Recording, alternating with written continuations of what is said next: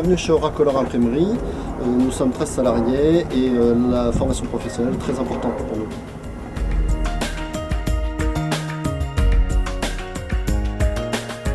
On a un métier qui évolue beaucoup, qui utilise beaucoup de matériel, de logiciels.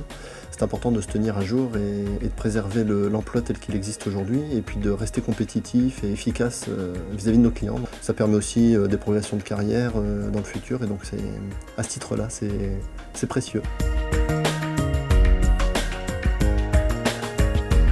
Nous avons des formations régulièrement, à peu près une fois par an, c'est des mises à jour sur nos logiciels.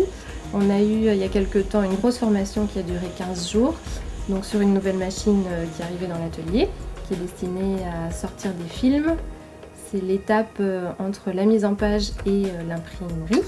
Et c'est une sacrée opportunité, oui, par rapport aux autres entreprises où on n'a pas forcément cette chance-là. Et pour nous personnellement, pour l'expérience, les compétences techniques à acquérir en plus par rapport à notre métier.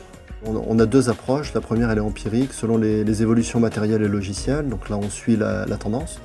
La deuxième, c'est dans le cadre des entretiens annuels. On détecte les besoins en fonction des gens et de leur poste et on adapte notre plan de formation en conséquence. J'ai commencé en tant que typographe, apprenti typographe, et je suis passé en offset. Ensuite, j'ai fait une formation de la chaîne graphique qui part en fait du principal, du client jusqu'à l'impression, mais aussi bien la qualité et aussi la livraison. Et je refais d'autres formations en management pour savoir comment se comporter dans une entreprise. On apprend beaucoup de choses, ça évite de s'ennuyer et ça permet de progresser très vite en fait. La formation, ça coûte pas cher dans la mesure où on paye déjà dans les charges de toute façon, charges salariales, charges patronales, il y a déjà des cotisations. Derrière, le financement de la formation, il est quasi intégral par les OPCA, que ce soit le prix de la formation lui-même, le coût de déplacement pour le salarié qui part en formation ou son salaire. Et puis, lorsque ça dépasse, c'est à l'entreprise de le financer. Alors, on récupère un salarié mieux formé et plus efficace, donc voilà, il faut savoir le gérer en interne.